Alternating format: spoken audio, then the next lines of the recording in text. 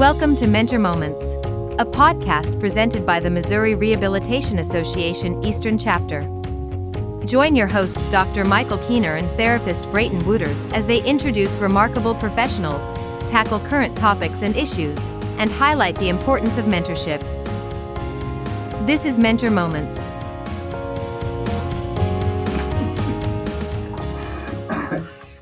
We're laughing already, which is a great sign for the podcast, right? Season 3. See, yeah, I mean, who can believe, 2 years in, that we're ready for season 3? But where do you want to start? Since this is this is episode 1 of season 3. So prior to turning on our mics and such, we were chatted about where we want to start with this episode. Yeah. I think where we wanted to start was kind of like where this all began. Yeah, a little bit of a history. Why we're here, how this started. Yeah. Dr. Kiener said that he was going to throw me a curveball of to remember the first time when we had this conversation about like if we should start a podcast, why we should start a podcast, and I barely remember it because it felt like so long ago. So if you can get my brain like rolling, maybe I can. Well, for me. Another colleague created actually it was one of, at your practicum site, Andy Howard, if you ever met Andy, mm-hmm. He was at the Slough Cancer Center before you. He did a podcast with one of the music therapists about warning signs of mental health. And so that planted a seed okay, I mean, how difficult can it be to create a podcast? And then another colleague here at Maryville, they did a one only, just like what Andy mm-hmm. did, right? One only. And they told us, or me, about, this Anchor platform. So then I started playing with it and it's it's really easy to create. And then happenstance came in that, Brayton just happened to be the GA this year. And I think I asked, hey, what do you think about a podcast? And he is, one of your many talents is your enthusiasm. And you're, let's do it. Not even thinking, right? Yeah, let's do it. I'm trying to go through all those people. So I think maybe Andy Howard did it with Andrew Dwiggins. Yes, it was both Andys. Yes. Yeah, I got to do my practicum with Andrew Dwiggins, and he is so talented. Yeah, in terms of podcasts, I don't think I really listened to that many podcasts, here or there, kind of. And when I did, it made me feel smart. It was almost always NPR, and so I'd listen to it and I'm like, wow, I'm such an intellectual. Right. It was not really for entertainment, but mostly just I feel like during this run I should try to learn something, and that was the extent to my podcast knowledge. Well, and I'm glad you mentioned that too, because I got turned on to podcasts. I guess they probably weren't even podcasts at the time. Just listening to NPR on the weekends when they had their storytelling show. So for me, it was This American Life, right? And just really listening to Ira Glass, right? To throw him some props. Not that he. What is This American Life? So they call it acts. So they wanted to think about plays where you had different acts, but there was a theme each episode. It was an hour long. They produced one episode a week, but it was sort of just in-depth storytelling. So this is how much memorable Research Methods was, because we listened to This American Life about the... Oh! Right? You see, you're waiting for me to say something. It's not going to come up. Right? They were talking about, again, the difference between... not they were calling it qualitative, quantitative data, but they were interviewing a guy who was arrested, and he sort of was reformed, and they had all this qualitative data interviewing, and then they had this assessment that still said he was potentially dangerous. And so Robert Dixon was the individual who was incarcerated, who is now released, so everybody can, they know that. So to me, that's what I love, sort of that listening, that storytelling, and then, I guess I was a late bloomer to cell phones, but getting an iPad and having the app, the podcast app on your playing and listening to other, storytelling. Hence, I like that I can be can fill the gaps in the technology sphere, because now we have camera 1, camera 2, Camera 3. Yeah, how come they're all pointed at you though? Right? There's one. There's at least this one's like the wide angle. We've got both of us. So, all right. But so we chatted about whenever you brought up the idea of a podcast, I had no clue about like how much thought you'd put into it. And then you had already had a name like thought of. You already had like an idea shown up, and so it was very easy for me to say yes because there wasn't a whole lot of brainstorming that had to go into it at the beginning because I was very like, okay, like this is already decided. I'm already the GA. This sounds like a fun thing. Why not? And so that's kind of how it got started. Yeah. And then we just did season 1. So yeah, so like I guess a little bit more of that backstory from an educational perspective. I wanted to highlight people who are in the rehabilitation counseling profession locally, nationally, regionally. Well, part of them, they would have been our graduates, so I want to give back, right? So highlight the great work that our graduates are doing. But then I also wanted to then use that in the classroom somehow where, we could create assignments about this is the full range of what rehabilitation counselors can do. And then, people could listen to different episodes. So that was sort of part of it. I'm also, as for our listeners know, we sort of partner with the Missouri Rehabilitation Association, the Eastern Chapter, that we wanted to highlight just the valuable work that professional organizations do, and then in particular, again, being somewhat local, MRA Eastern Chapter. So again, a lot of our early guests were graduates and or people from MRA. The mentor moments, I think, like I was trying to, again, alliteration, right? Is that alliteration? And then, okay, or Monday mentor moments or something, really like the triple M.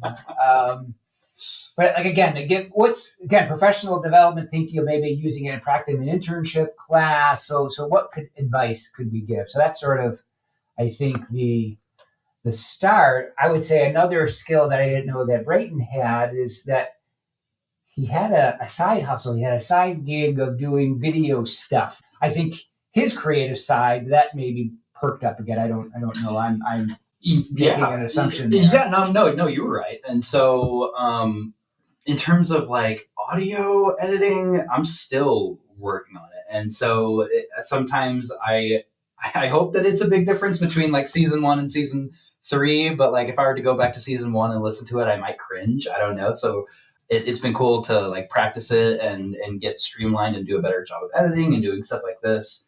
And it's flexing a different side of me, of learning from people around me and asking the right questions. And not that there's a wrong question, but the questions that we ask our guests on these episodes are questions that I've taken with me in my career. Like I'm like, oh, well, here's a question that I could ask them that I would ask from Mentor Moments and learn from them outside of here. So we did season 1, which felt good. Like, again, like in my mind, one of the things that I do is I have these ideas and then we jump in and then I don't think about sustainability. So like my joke about my district or getting a PhD, right? Like my total thinking about getting a PhD was, would I get into a program or not? Not like what happens if I got into a program. So this is sort of like, yeah, let's create one. But what happens actually if we create it? That's like, what do we do? And I think quickly I learned that I was not going to let Brayton graduate, or if he does graduate, somehow he was not leaving Mentor Moments because he really, really was key. And I don't know if that, when I initially proposed that, if you were like, maybe yes, maybe no, but anyways, you have since. I think if I hated it, or if it was something that felt awkward or weird, but it ended up being fairly easy in a way, which made it easy to say yes. Of like, yeah, like I graduated, let's just keep rolling with it. So we'll see how sustainable it is for the next 3 seasons, right. 9 seasons, 6 seasons. Well, again, I think we did a little just quick research, market research, whatever. Like we are in the ballpark of like the average episodes like per season. We're right there, 13-ish. I think Brayton was saying from his examining that that we've created more content, like the number of podcasts that don't last as long as we have. One of the things, again, I mentioned too about using it in the classroom, I also wanted it to highlight our program. And when you look at the demographics, that's sort of key grad students, late 20s to early 30s. So again, that sort of fit with, kind of that marketing side. But so now we're 2 years down. We have like people from 9 countries, over 30 states, maybe even 36, something like that, almost 1,300 listens. So I know again, we're local. When we look at the individual podcasts, the ones that have done the greatest are really local. So again, I think we have this local base, which is because we've had some, what I would call more national figures that, they get the listens, but the local people really do. So that's, I guess, a quick overview of where we came from, where we are, but then there's still more of like, okay, what do we think of ending season 1 to going season 2, and then now ending season 2 going to season 3? Is that? Yeah. I feel like season 2 was a lot about, we tried to emphasize a lot about story moments. So that theme of big or small decisions that we make in life and how they impact our careers and our lives. And now with season 3, what we're shifting gears to really dig into some topics. And so I guess my question for you is like, I probably already know what your answer is, but like, what would you say your goal is for season 3? Well, yeah, I think my goal, I guess, really now once we agree to, hey, let's do this, is sort of that systematic evaluation and improvement. So, going into season 2, I think I wanted to get more in depth into at least one person story moments. And so that was, we kicked off season 2 with Anna Zielinski, and we did a 3-part episode. And that's really that was her term, story moments. And then tweaking our questions really focused, as you said, sort of on career development. Now going into season 3, my goal is to, again, continue to improve. So we want to maybe update our description. We really, really want to hear from our listeners on what professional topics is important to them. I think we want to do a little bit more with social media, maybe getting our own Instagram page versus sharing it on other Instagram pages or LinkedIn and whatnot. I think for me, like I also think of the sports teams that I follow in some of the other podcasts. It's the hosts that get me just as much as the team and or the guests. So I think we were going to focus a little bit more on having a little bit more fun banter for every episode, beginning of every episode, right? Because, like we are the continuing thread, I guess. I hope that doesn't sound too arrogant. But I'm going to start putting makeup on, to get the shine off my forehead. So I know that was rambling a little bit. We've done this enough. We're okay. We have enough evidence to say, okay, we want to improve. So we want to do maybe series of guests on certain topics this year. Maybe not always in a row, but there's that. We want to sort of chat a little bit more. And again, so we're going to have a new logo updated with that. And I think one of the things I loved through the 2 years is we had a number of sort of special issues. So like not only Anna's 3 special issue episode, as our listeners may recall, we did a live episode at the Missouri Rehab Association with Casey Anderson. So she was, again, a guest as well. And then we did a live Facebook one. It was our 1-year anniversary. So that was pretty fun. So again, I kind of like these special issue or these special episodes. So yeah, I don't know, that. And so whenever we talked about topics that we wanted to cover for season 3, we really wanted to listen to our viewers. And also, we want to talk about things that we're interested in right now. Maybe that's a little selfish, but so in terms of topics, things like AI, anything that you want to say on AI right now? Well, I don't want to let the cat out of the bag, but I think we maybe let the cat out of the bag a little bit. Like we used AI to help us get some topics to rewrite. We put data into AI, kind of what we thought Mentor Moments was, and asked AI to help us rewrite this.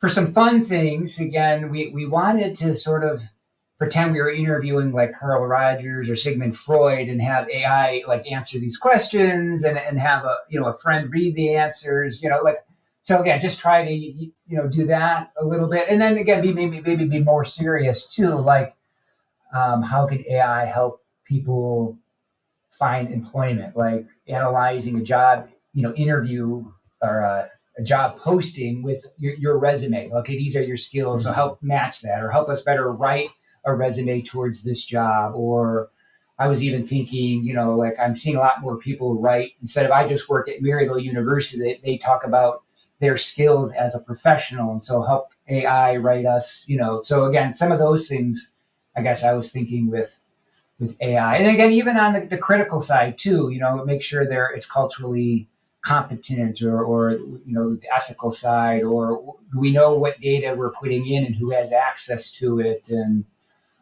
acknowledging limitations as anything with technology. So are we covering everything? I'm just trying, I know we're kind of bouncing around a lot, so I just want to make sure it's... I think we are. I mean, our viewers, our listeners haven't heard our voices for a whole summer. Right, I know.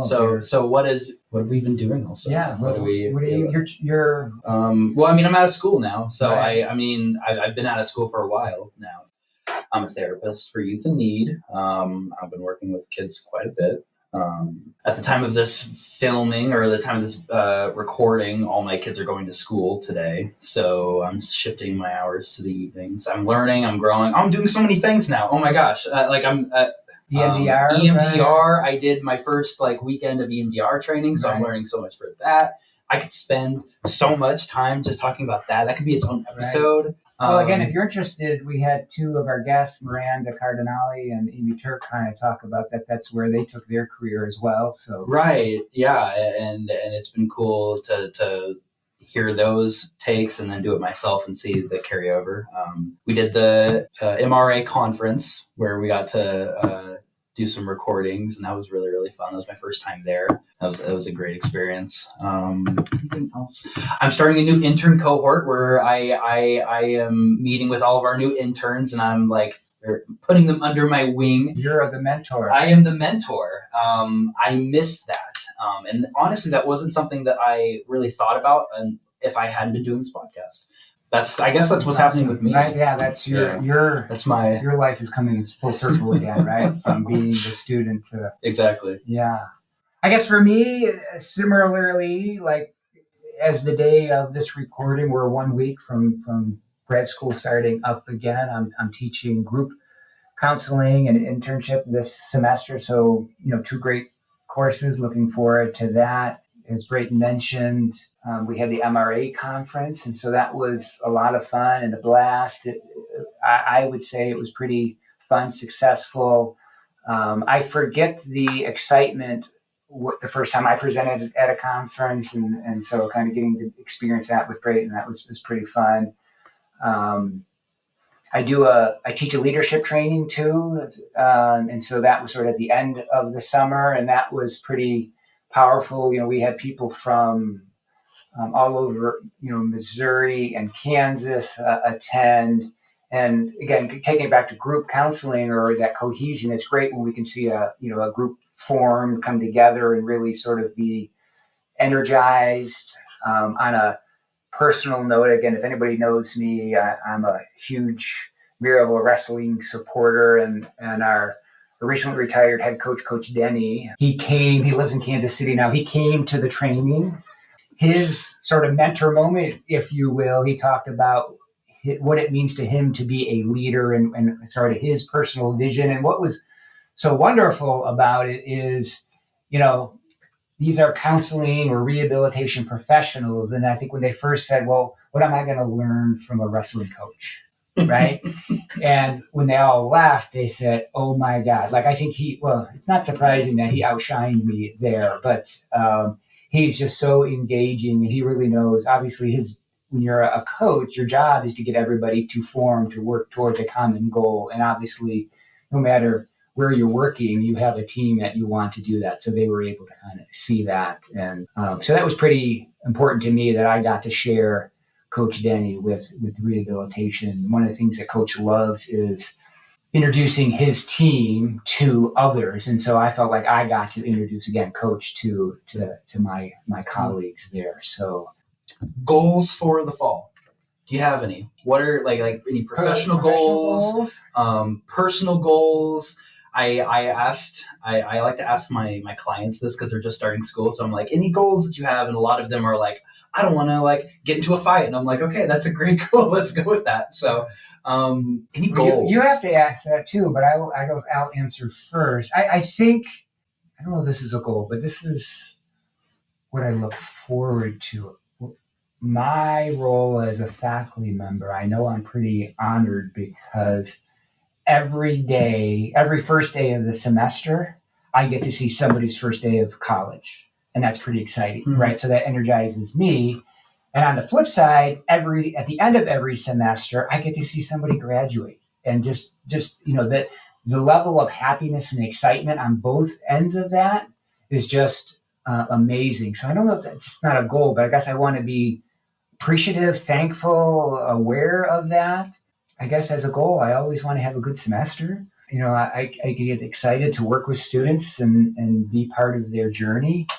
And I guess the mentor moments, we sort of laid it out. We really want to build on our success to keep it going. Like we decided that this wasn't just going to be a 2-year thing, and that we're going to continue. What about you? Yeah, goals. Yeah, goals for the fall. Personal goals. Continue doing this. Continue having fun doing this. Professional goal, I would say. Work-life balance. I'm doing all these new little projects at Youth in Need, and I found that I get burned out really easily if I do a lot of one thing. And for me, ironically, that's therapy. If I do a lot of therapy, I get burnt out. Yeah. And so, like, I'm trying to like do more professional development things, more trainings, more leading, more just trying to diversify like my role at Youth in Need. That's about it. I'm bored. Yeah. All right. Well, I think that's. Well, now you've got me, because now you've got me thinking about like my first day of college, like my first, like whenever I graduated and all those like big life milestones. I do have a comment about that. I think our listeners will enjoy that when Brayton presented at the conference, they asked for a headshot.